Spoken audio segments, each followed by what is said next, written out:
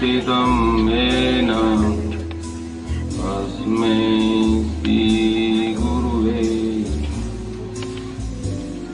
ॐ पूर्णमदः पूर्णमिदं पूर्णात् पूर्णमुदच्यते पूर्णस्य पूर्णमादाय पूर्णमेवावशिष्यते। प्रेम से बोलिए श्री सद्गुरुदेव महाराज। प्रेमी सज्जनों, સૌથી પ્રથમ તો આપણે પરમપિતા પરમાત્માનો ધન્યવાદ કરીએ કે જે પરમપિતા પરમાત્માએ આપણને આ મનુષ્ય તન આપ્યું. મનુષ્ય તન મળી ગયા પછી આજની ઘડી, આજનો વખત ધન્ય છે કે આપણે આ જીવન માટે કંઈક વિચારવા માટે બેઠા છીએ. અને આ જીવન માટે વિચારવા આપણે એકલા જ નથી બેઠા. આ જીવન માટે વિશ્વના બધા જ મનુષ્યો વિચારી રહ્યા છે.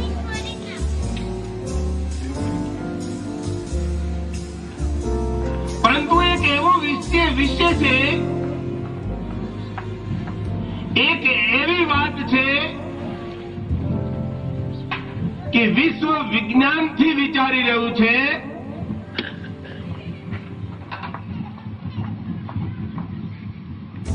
અને આપણે અહીંયા બેસીને જ્ઞાનની ચર્ચા કરી રહ્યા છીએ.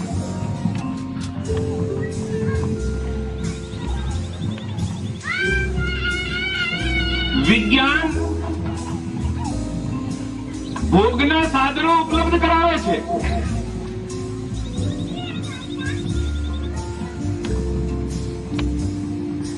સુખ સગવડો ઉપલબ્ધ કરાવે છે.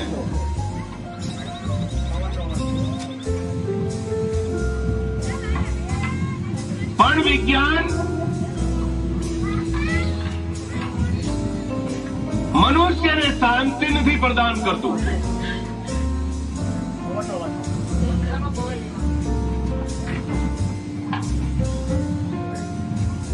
માટે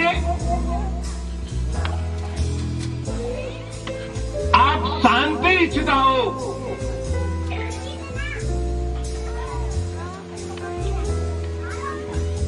તો ગમે તે દુનિયામાં પદ ધરાવો, પણ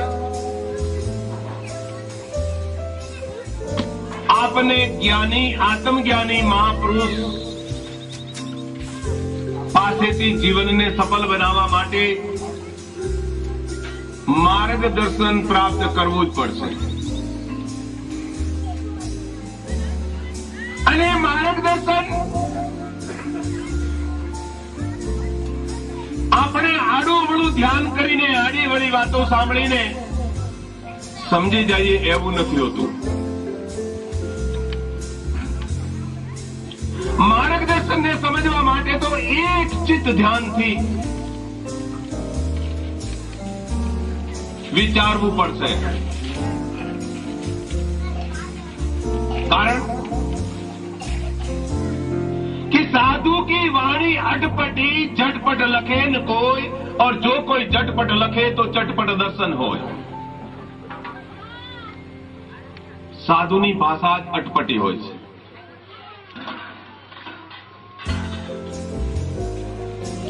સંસાર જેને ભક્તિ માની રહ્યો છે એ જો ભક્તિ હોત તો વારે વારે આ ધરાતલ ઉપર, આ પૃથ્વી ઉપર દિવ્ય વિભૂતિઓને આવવાની જરૂર ના રહે. અને જે ભક્તિ આજ માનવ સમાજ, હિન્દુ, મુસલમાન, શીખ કે ઈસાઈ કરી રહ્યો છે, તે ભક્તિ કરવા માટે કોઈ શાસ્ત્રોમાં લખ્યું નથી. તે કોઈ શાસ્ત્રમાં લખ્યું નથી. તે છતાં પણ આ મનુષ્ય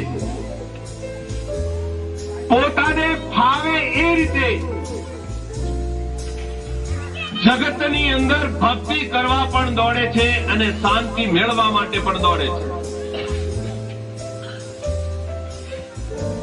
અને એમાં ઘરગ્રસ્તી મનુષ્ય જ નહીં, જે પોતાને ત્યાગી, યોગી, મંડલેશ્વર, મહામંડલેશ્વર કહેવરાઈ રહ્યા છે, તે પણ શાંતિ કોઈ તીર્થોમાં ગોતી રહ્યા છે, કોઈ શાંતિ ગિરનારમાં ગોતી રહ્યું છે, કોઈ શાંતિ હવન દાન યજ્ઞમાં ગોતી રહ્યું છે, અને કોઈ શાંતિ બીજા બહારના કાર્ય કરવામાં શાંતિ ગોતી રહ્યું છે. કોઈ વળી ધનના ઢગલા ભેગા કરવામાં શાંતિ ગોતી રહ્યું છે. આ સવાલ એકલો આપણા ભારત દેશનો નથી. આ સમસ્યા એકલી ભારત દેશની નહીં, આખા વિશ્વની પણ એવી જ દશા થઈ રહી છે. ધનાઢ્ય દેશોની પાસે પણ શાંતિ નથી અને ગરીબ દેશોની પાસે પણ શાંતિ નથી. જ્યારે ભૂતકાળમાં જેટલા પણ મહાપુરુષો થયા, એ બધા મહાપુરુષોએ માર્ગદર્શન આપ્યું છે કે તમે જ્ઞાનમાં રત રહેશો તો શાંતિનો અનુભવ કરી શકશો, શાંતિ પ્રાપ્ત કરી શકશો, જીવનને સફળ બનાવી શકશો. नहीं तो आकाश में लगी आग जड़ जड़ लगे अंगार और साधु नहीं होते जगत में तो जल मरता संसार. આજે એટલા બધા સાધુઓ છે ભારત દેશમાં, જ્ઞાનનો પ્રચાર થઈ રહ્યો છે, ભક્તિનો પ્રચાર થઈ રહ્યો છે, વૈરાગ્યનો પ્રચાર થઈ રહ્યો છે, તે છતાં પણ આપણા દેશની એવી દશા છે કે એવી દશા પહેલા ક્યારેય નહોતી. તો સોચો, સંત મહાત્મા પૃથ્વી ઉપર આવીને જ્ઞાનનો પ્રચાર ના કર્યો હોત, વૈરાગ્યનો પ્રચાર ના કર્યો હોત, ભક્તિનો પ્રચાર ના કર્યો હોત, તો પશુઓથી પણ આપણી હાલત ખરાબ હોત. માટે દર સાલ રામનવમી મનાવવામાં આવે છે. તો આજે તો રામનવમી નથી, આવતીકાલે રામનવમી છે. રામ આ ધરાતલ ઉપર આવ્યા શા કારણથી આવ્યા? રામને વિષ્ણુના અવતાર માનવામાં આવે છે. રામને પૂર્ણ પરમ પરમેશ્વર માનવામાં આવે છે. તો એટલા માટે રામ આવ્યા કે આપણે ભૂલેલા છીએ અને આપણને માર્ગદર્શન આપવા માટે આવ્યા. કયું માર્ગદર્શન? આપણે આપણી માન્યતા પ્રમાણે જેમ ચાલીએ છીએ એમ ચાલીએ જ છે. તો પછી માન્યતાથી કામ ચાલતું હોત તો રામ શું કરવા આવત? માન્યતાથી કામ ચાલતું હોત તો કૃષ્ણ શું કરવા આવત? માન્યતાથી કામ ચાલતું હોત તો બુદ્ધ શું કરવા આવત? કબીર શું કરવા આવત? નાનક દેવ શું કરવા આવત? પણ માન્યતાથી કામ ચાલતું નથી. જરૂરત પડે છે જ્ઞાનની, અને જ્ઞાનને આપણે અપનાવતા નથી. માટે મહાપુરુષો દરેક સમયે આ પૃથ્વી પર હાજર રહે છે અને આપણને જ્ઞાનને સમજવા માટે પ્રેરણા આપે છે. દંડકારણ્ય વનને ભગવાન રામચંદ્રજીએ રાક્ષસોને મારીને સુશોભિત કર્યું. પણ ભગવાને એવું જ્ઞાન આપ્યું કે કેટલાય મનુષ્યોના હૃદયમાં પણ ભયંકર વન છે. ભયંકર વન છે. ભયંકર વન એટલે જેની અંદર ખૂબ જ બીક લાગતી હોય, ડગલે ને પગલે બીક લાગતી હોય, તો આ હૃદયની ભીતરના જંગલને કેવી રીતે કાઢવું, કેવી રીતે સમાપ્ત કરવું, એ આપણને આવડતું નથી. જો ભગવાનનું જ્ઞાન આપણને મળી જાય તો હૃદયમાંથી ભય જતો રહે, હૃદય સુશોભિત થાય, હૃદયમાંથી અજ્ઞાન રૂપી અંધકાર જતો રહે, હૃદયમાં આપણને કેટલીક વાતો જે પેસી ગયેલી છે તે નીકળી જાય. કેટલીક વાતો એટલે ભયની વાતો જે પેસી ગયેલી છે તે નીકળી જાય. માટે ભયને કાઢવો હોય, બીકને કાઢવી હોય તો તમને એક વાત કહું છું, અસલી ભક્તિ સમજવી પડશે. અને જે અસલી ભક્તિના માટે રામાયણમાં કહ્યું છે, પરમ પ્રકાશ રૂપ દિન રાતી, કશું ન ચાહીએ ઘૃત દિયા બાતી. અહીંયા તો આપણે આ દીપક પ્રગટાવીને ભક્તિની શરૂઆત કરી, પણ જ્યારે ભક્તિની શરૂઆત ભીતર કરવી હોય ત્યારે આ ઘી, દીવા અને બત્તીની જરૂરત પડતી નથી. દરરોજ આપણે દીવો પ્રગટાવી ઘરમાં અને સમજી જઈએ કે આ દીવો પ્રગટાવી એટલી ભક્તિ થઈ ગઈ અને એનાથી શાંતિ થઈ જશે. પણ જે ઘરમાં દરરોજ દીવો પ્રગટે છે એ ઘરમાં દરરોજ જીબાજોડી પણ થાય છે, ગરદા અને પાટુનો માર પણ પડે છે અને ભયંકર યુદ્ધો પણ તે ઘરમાં થાય છે. બીજા દેશોના યુદ્ધોની વાત ક્યાં કરીએ? આજ તો ઘર ઘરમાં યુદ્ધ ચાલી રહ્યું છે. તો સોચો, આપના હૃદયમાં શાંતિ થશે તો વિશ્વની અંદર જ્યાં જ્યાં વિચરણ કરશો ત્યાં તમને શાંતિ લાગશે. અને તમારા હૃદયમાં શાંતિ નહીં હોય તો પછી વિશ્વમાં તમે ગમે ત્યાં જાઓ, બીજે શાંતિ હશે ત્યાં પણ તમે અશાંત થઈ જશો. કેટલાક આપણે અહીંયા આજ આવ્યા,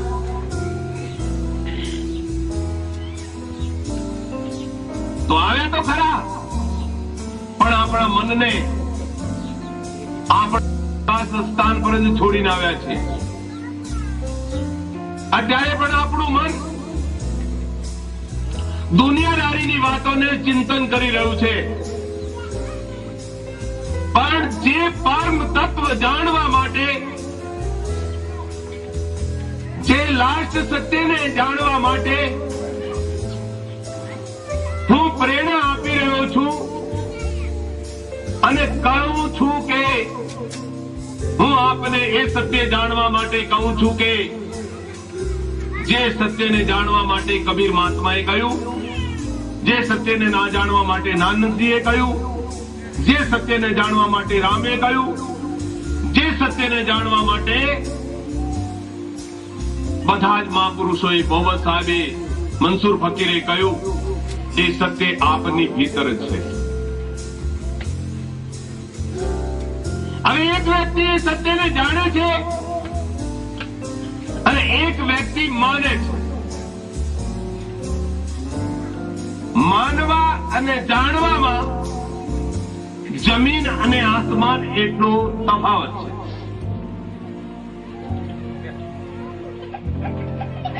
જેની અંદર સત્ય પ્રગટ થાય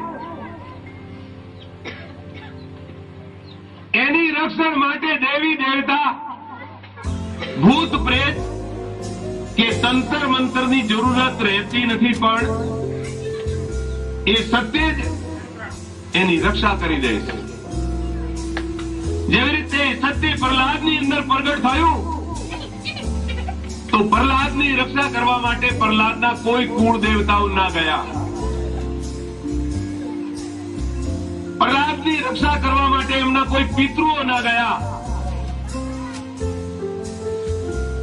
પ્રહલાદની રક્ષા કરવા માટે એમનું કોઈ કુટુંબીજન ના ગયું. ઉલટા કુટુંબીજનો તો એને ત્રાસ આપતા હતા, કષ્ટ આપતા હતા. અને સત્ય પ્રહલાદને દેખાતું પણ બીજાને નહોતું દેખાતું. એવી રીતે તમે સત્યને તમારી પાસે જ જો પ્રગટ કરશો તો પ્રહલાદની જેમ તમારા ઉપર પણ અનેક જગ્યાએ હુમલો કરવામાં આવશે તો એ પણ તમારું કશું બગડી શકશે નહીં.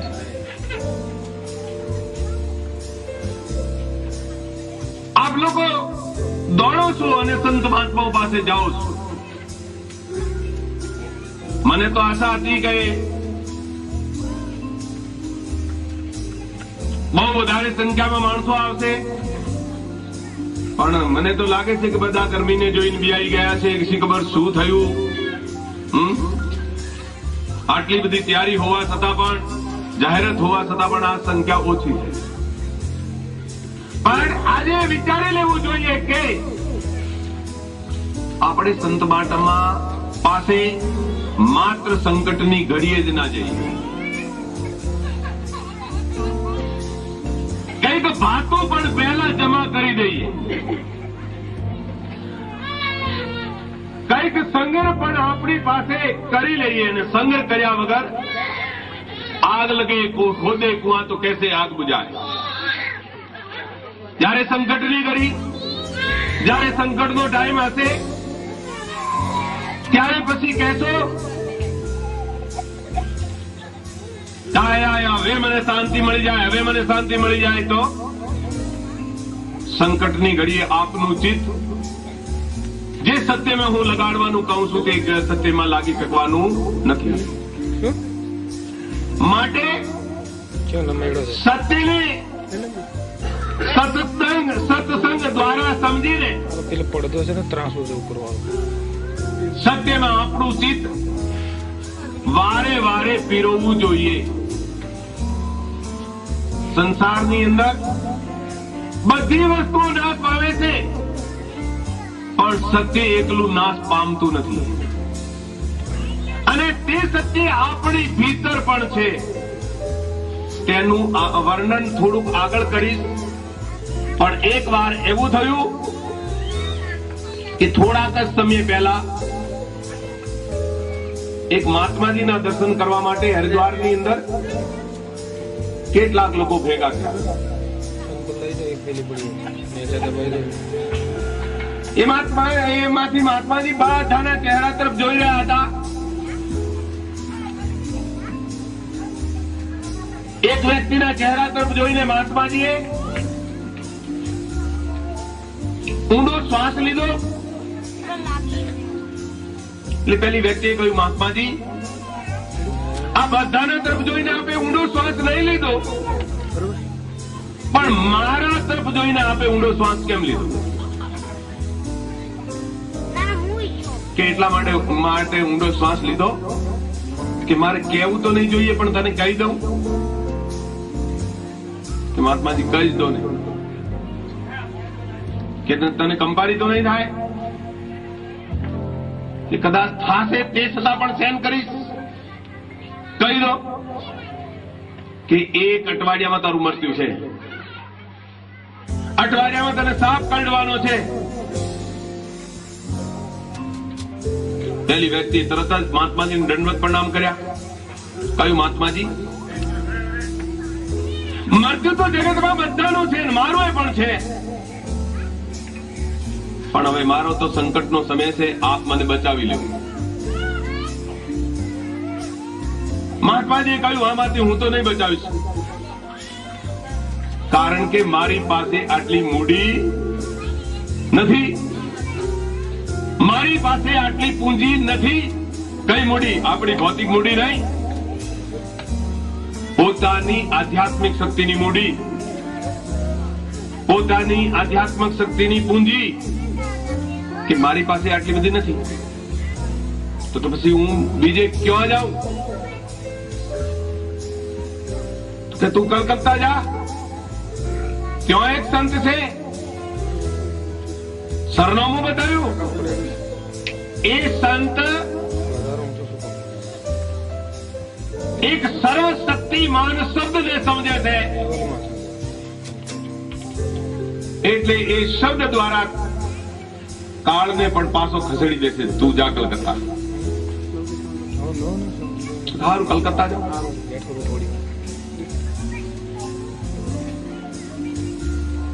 ગયો કલકત્તા, જઈને એ સંતને પ્રણામ કર્યા.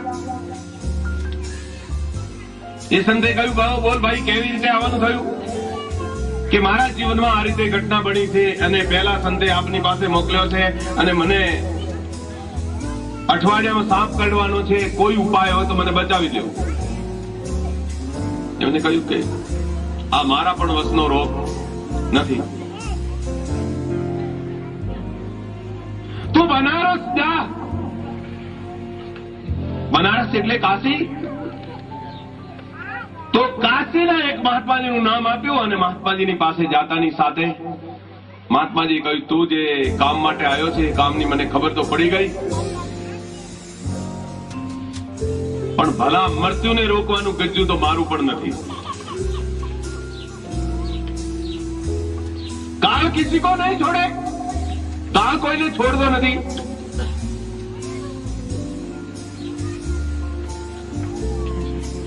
નહીં કે સંત તો સમર્થ હોય છે. પેલો વ્યક્તિ વિશ્વાસથી બોલે છે, સંત તો સમર્થ હોય છે. જે કાર્ય પરમાત્મા ના કરી શકે, સંત કરી શકે છે. માટે હું આપની શરણાગત છું, મારી લાજ બચાવી લ્યો, મારા પ્રાણ બચાવી લ્યો. કહ્યું કે આ કામ મારું નથી, તું પાછો બંગાળ જા. અને બંગાળમાં એક તારા શક્તિપીઠ આવી છે, અને તારા શક્તિપીઠની અંદર વારે વારે સંત મહાત્માએ તપસ્યા કરી, ભજન કર્યું, સુમરણ કર્યું ત્યાં બેસીને. અને ત્યાં એક મહાત્માજી રહે છે, બાપા ક્ષેપા, વામા ક્ષેપા. એ તારું રક્ષણ અવશ્ય કરી લેશે. પણ એ સંત વળી કયા? અંગોરી સંત, શમશાનમાં રહે. મરી એટલે બધું જ ભક્ષણ કરે, બધું જ ખાય, એ તારું રક્ષણ કરી લેશે. હવે આજ તો એનો છેલ્લો દિવસ હતો, પેલા ભક્તનો. સાપ કરડી ખાવાનો હતો. રાતના 12 વાગી ગયા હતા. પેલો પહોંચી ગયો સંતને દરવાજે, અને સાપ પણ પાછળ પડ્યો છે. બૂમ મારી, દરવાજો ખડખડાયો. સંત દોડો, સાપ મારી પાછળ પડ્યો છે, મને બચાવી લો. સંતે દરવાજો ખોલ્યો, પણ સંત અંગોરી સંતનો તો ચહેરો એવો વિકરાળ કે આ ભક્ત પેલો સાપથી ના બિયાયો એટલો આ સાધુ મહાત્માના ચહેરાથી બિયાઈ ગયો. અને સંત વળી ક્યાં રહે? તારા શક્તિપીઠમાં, શમશાનમાં. મામાક્ષેપા. સંતે આકોટો કરતાની સાથે સાપ ભાગી તો ગયો, પણ સાપે દૂર જઈને એવી આકાશવાણી કરી કે હું એને કોઈ પણ રીતે છોડવાનો નથી. ત્યારે વામાક્ષેપાએ કહ્યું પેલા ભક્તને કે દેખ હું જો